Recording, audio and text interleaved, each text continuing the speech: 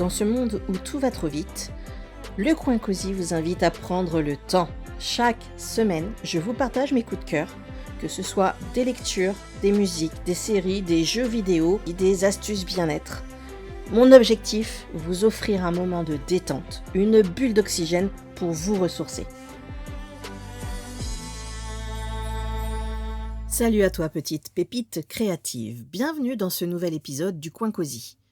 Comme d'habitude, installe-toi confortablement, ajuste ton plaid, celui qui est tout doux, pas celui qui gratte, ou peut-être ta serviette de plage pour te poser tranquillement au soleil. Et si tu as une bougie qui traîne, c'est le moment de l'allumer pour son petit parfum, cette petite lueur, cette petite flamme qui danse. Bref, aujourd'hui, on ne va pas parler de stratégie marketing relativement barbante, soyons honnêtes, de pixels Facebook plutôt capricieux ou de tunnels de vente qui donnent envie de clairement s'arracher les cheveux. Non, ce que moi je te propose aujourd'hui, c'est de t'occuper de ce qui frappe tes rétines du matin au soir, c'est-à-dire la couleur. Est-ce que tu t'es déjà demandé pourquoi, certains jours, tu as une envie irrépressible de porter du jaune poussin, alors que d'habitude, tu ne jures que par le noir corbeau ténébreux? Ou pourquoi tu te sens inexplicablement productive dans ton café préféré, mais totalement amorphe, limite même en mode veille prolongée comme ton téléviseur, dès que tu t'assieds à ton bureau? On sous-estime souvent l'impact des vibrations chromatiques sur notre psyché d'entrepreneuse solo. On passe même nos journées à jongler entre Canva, nos mails, bien sûr la logistique de la maison, voire de la famille, mais on oublie que notre environnement est clairement le premier levier de notre bien-être. Tu sais, c'est un peu comme les Sims. Je pense que tu vois, on y a plus ou moins tous joué un moment dans notre vie. Si les murs sont moches, qu'il n'y a pas de fenêtre et que la déco date de l'époque de ta grande-tante, ta jauge de confort va clairement tomber dans l'oubli, enfin dans la couleur rouge pour être plus exact. Et ton perso commence à agiter les mains dans tous les sens et finit même par pleurer devant le frigo. Et bien dans la vraie vie, c'est exactement pareil. On va voir ensemble comment hacker ton cerveau grâce à la palette de l'arc-en-ciel pour que ton home office, ton petit bureau à toi, ton petit cocon professionnel ne ressemble plus à une cellule de dégrisement ou à un bureau administratif des années 90. Exactement, ouais. T'es bien renseigné, toi. Mais à un véritable sanctuaire de sérénité et surtout de puissance créative. Alors, es-tu prête? Choisis-tu la pilule rouge? La pilule bleue? Commençons par la base. La science derrière le « Oh, c'est joli !» Chaque couleur possède une longueur d'onde spécifique qui, une fois qu'elle a fini sa course dans ton petit œil, envoie un signal direct à ton hypothalamus. Oui, on fait un peu de neurosciences, mais promis, c'est la version ultra cosy. On ne va pas sortir les scalpels parce que 1, j'aime pas ça, 2, je ne suis pas une scientifique. Prends le bleu, par exemple. On nous rebat les oreilles en disant que c'est la couleur de la communication. Mais est-ce que tu savais que le bleu fait physiquement baisser la pression artérielle et ralentit le rythme cardiaque? C'est un peu, si tu veux, ton anti-stress par excellence. C'est cette couleur qu'il te faut quand tu as une to-do list qui ressemble à un parchemin de World of Warcraft qui n'en finit plus. C'est l'oxygène visuel. Après cela, tu vas avoir bien sûr le vert. Et lui, c'est la vie, la croissance. C'est un peu notre petit maître Yoda dans son marais. Bref, tu l'as compris, c'est la sagesse. Pour nous, les créatifs qui avons tendance à partir un peu dans tous les sens comme un Pokémon sauvage, qui refuse de rentrer dans cette putain de Pokéball, le vert est une encre. Oui, toujours l'encre du bateau. Il réduit la fatigue oculaire. Tes yeux te diront d'ailleurs merci après 8 heures passées, si ce n'est plus, sur ton écran. et va favoriser la concentration sur du long terme. Alors, si tu as du mal à finir tes projets, n'hésite pas à mettre du vert autour de toi.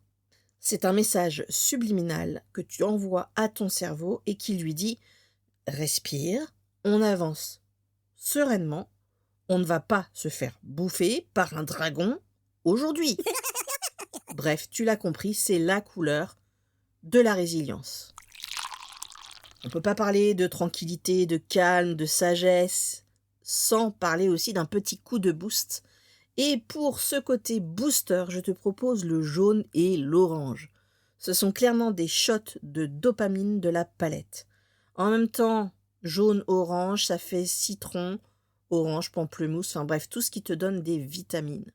Le jaune, c'est le soleil, c'est l'optimisme. Et c'est clairement la couleur qui te donne envie de dire « Yes, I can !» Même quand le Wi-Fi a décidé de clairement mourir sur place. Oh shit, not good. C'est parfait pour stimuler l'intellect et la mémoire. Par contre, bien sûr, attention au dosage. Si tu peins tout ton bureau en jaune fluo, tu vas clairement finir par avoir l'agressivité d'un gremlins nourri après minuit. L'orange, lui, c'est le feu de camp, la chaleur humaine. C'est cette couleur des échanges.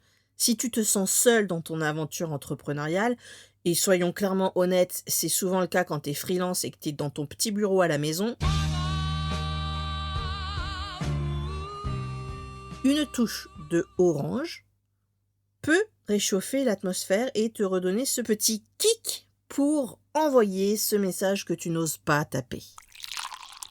Parlons franchement, on a toutes eu cette semaine où tu as la fashion faux pas de l'entrepreneuse. Celle où tu ne vois personne, alors tu restes en pige-pige gris anthracite du lundi au jeudi. Le problème, le gris jogging a un super pouvoir maléfique. Il te transforme en PNJ. Alors, si t'es pas un gamer, ou en tout cas que t'es pas familiarisé avec ces vocabulaires, c'est en gros un personnage non joueur. C'est un petit bonhomme qui est là et qui sert pas forcément à grand chose. Et donc tu deviens ce PNJ de ta propre vie. Tu vas stagner, tu n'as plus de quête à faire, et tu erres dans ton salon comme un zombie de Walking Dead. Le gris, c'est le brouillard mental. Donc mon conseil de survie, même si tu es seul, mets des chaussettes jaunes ou un pull qui pète. C'est ton armure de Power Ranger pour affronter les relances clients. Maintenant, j'ai envie de te dire que comme on a la théorie, il faut se demander comment est-ce qu'on peut transformer notre grotte en espace Pinterest vibe sans y laisser son PEL. Le secret, ça va être simplement l'équilibre. Le plus gros piège pour une entrepreneuse solo, c'est de vouloir faire pro et de finir avec un bureau tout blanc. Alors oui, le blanc, c'est propre, c'est minimaliste, mais c'est aussi terriblement angoissant. C'est la page blanche permanente. Le blanc ne renvoie aucune émotion. Il est neutre, encore une fois, comme un PNJ qui n'a rien à te vendre. Pour créer un espace cosy, il faut de la texture et surtout des nuances qui te rassurent. Utilise donc la règle d'or des designers qui est le 60-30-10. Tu t'en doutes, ce ne sont pas des mensurations, ça serait et la nana serait plutôt mal foutue. Et ce 60-30-10, en fait, c'est 60% d'une couleur dominante, souvent un neutre chaud comme un beige crème, un gris perle, pour ne pas saturer ton espace. Ensuite, on a les 30%, ça va être une couleur secondaire. Par exemple, ton bleu plutôt relaxant, ou pourquoi pas ton vert sauge. Et les 10%, ça va être de la couleur peps pour les accessoires. Imagine donc ton bureau comme une interface de jeu vidéo. Tu as besoin d'une base lisible, mais ce sont les petits éléments de couleur qui guident ton attention et ton humeur. Et par pitié, évite le sad beige. Tu sais, c'est cette tendance Instagram où tout est beige, des murs aux jouets. des enfants en passant par le café. C'est joli en photo, quoique moi je sature, mais au bout de 2 heures, ton cerveau croit qu'il est coincé dans une salle d'attente à l'aéroport ou pire, au purgatoire. I'm dying. Help me. On veut de la vie, on veut des pigments. Alors forcément, avec tout ce que je te dis, tu dois te dire, mais comment je vais m'en sortir moi? Eh bien, je te propose de découvrir quelle est ta pierre d'infinité pour aujourd'hui. Et pour savoir quoi ajouter à ta déco, demande-toi du coup de quel pouvoir tu as besoin. Tu as la pierre de l'espace, bleue, et en gros c'est est-ce que tu te sens étouffé et du coup tu as besoin de recul et de voir grand. Et dans ce cas-là, ajoute un tableau de paysage ou un coussin bleu profond dans ta déco. Ensuite, tu as la pierre de la réalité. Et elle est rouge. Tu es en mode guerrière, version Xena, pourquoi pas. Et tu as des deadlines qui brûlent. Une touche de rouge sur ton mug, sur un carnet, sur tes stylos, pourquoi pas, te permettront de garder le feu sacré. Mais attention à ne pas finir non plus en burn-out façon Thanos. Et pour finir, tu as la pierre de l'esprit. Cette pierre est jaune. Tu as what the fuck idée à la minute et ton cerveau ressemble à un onglet Chrome avec 50 fenêtres ouvertes. Dans ce cas-là, utilise du jaune pour canaliser cette intelligence et surtout rester focus. Pour finir, je te propose qu'on parle de la couleur qui ne s'arrête pas au mur, le fait qu'elle s'invite dans tes rituels. On va parler un peu d'ésotérisme pratique. Si tu te sens bloqué, change la couleur de ce que tu bois. Un matcha bien vert le matin pour l'énergie calme, ou une infusion d'hibiscus rouge pour la passion créative l'après-midi, c'est tout bête, mais ça envoie un signal de changement à ton inconscient. On peut aussi jouer avec les cristaux si toi ça te parle. Si ça te parle, une améthyste violette pour l'intuition sur ton bureau, ou une citrine jaune pour attirer l'abondance, et pourquoi pas les virements Stripe, on va pas se mentir, hein. Moi je sais qu'au niveau de mes boissons, le matin c'est la boisson classique, c'est le cappuccino, et donc forcément ça a cette couleur un peu beige, et une fois qu'elle est prise, je change et je pars sur des infusions, ça va être fruits rouges, ça va être des trucs un peu plus exotiques, mais voilà, et c'est une histoire effectivement de couleur, et ensuite de goût, bien sûr. Tu as des figurines pop, je pense que tu connais, il y en a partout, je crois dans quasiment tous les magasins, ou des goodies sur ton bureau. Eh bien, utilise-les stratégiquement. Si tu as une figurine de Yoda, normalement elle est verte. Pose-la bien en vue quand tu es en plein doute existentiel. Le vert plus la sagesse du petit vieux en peignoir, c'est, je crois, le combo ultime pour retrouver la paix intérieure. Et si tu as un objet rouge comme une voiture de sport miniature ou un Ironman, garde-le pour les moments où tu dois passer des appels de vente. C'est clairement ton totem de puissance. Et la dernière astuce, qui pour moi me semble plutôt assez fun, c'est te créer des dossiers musicaux par couleur. Une playlist orange pleine de funk, de disco, pour les moments où tu dois faire ton ménage administratif, ou peut-être ton graphisme d'ailleurs. Une playlist bleu indigo, avec du lofi ou des sons de pluie pour l'écriture profonde. Et imagine que tu changes d'aura comme dans Dragon Ball Z selon la tâche que tu accomplis. Tu n'es pas juste en train de bosser, tu es en train de charger ton ki. Et clairement, je t'ai donné que ces 2 couleurs-là, n'hésite pas à diffuser d'autres versions. Ça, c'est à toi de choisir.